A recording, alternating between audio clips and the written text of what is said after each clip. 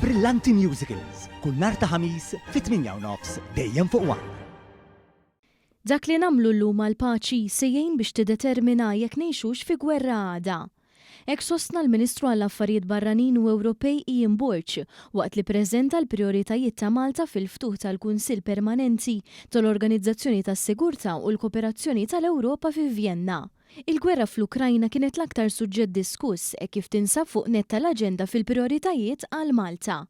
F'konferenza li segwit wara l-ftuħ tal-Kunsill Permanenti tal-OSCE, il-Ministru u Chairman in Office tal-OSCE Ian Burch spjega kif l-għana ħari wara żjara li se jkun qed jagħmel fil-kapitali Ukrena Kiev il-ġimgħa d-dieħla u li jisma' x'għandhom xi jgħidu dawk li għandhom bżonn l-appoġġ.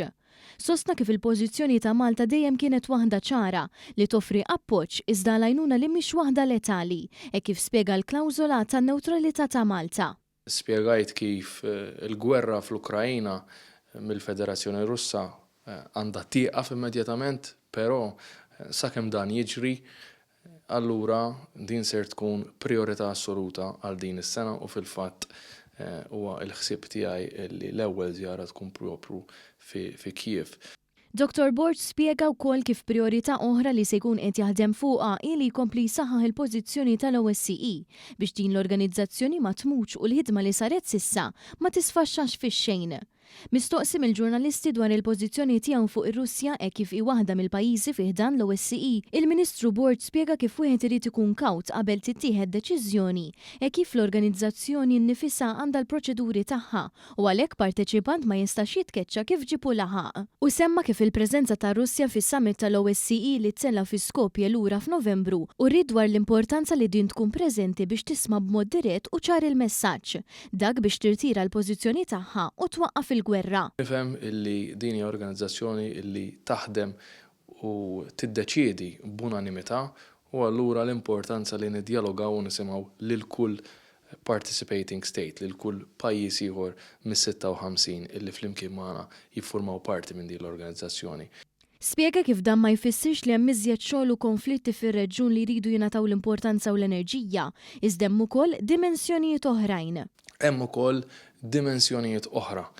U allura mhux biss politiko-militar imma anke l-aspett ta' kooperazzjoni ekonomika, ambjentali, reżiljenza li għandna bżonn f'dak li għandu x'jaqsam it-tibdil fil-klima, l-aspett anke umanitarju, allura drittijiet tal-bniedem, is-saltna ta' dritt id-demokrazija, dawn kollha jiżguraw li jkollna soċjetajiet aktar sikuri, ikollna allura poplu li jista' jgħix aħjar. Is-Segretarju Ġenerali tal-OSCE Helga Marid Schmidt tennit kif il-prijoritajiet ta' Malta ntlaqgħu b'mod tajjeb ħafna, mhux biss għax għandha rieda li tieħu f'idejha din it-tmexxija fi żminijiet ta' sfidi bla preċedenti, iżda saħansitra qatt tmexxija b'saħħitha li qed tipprovdi.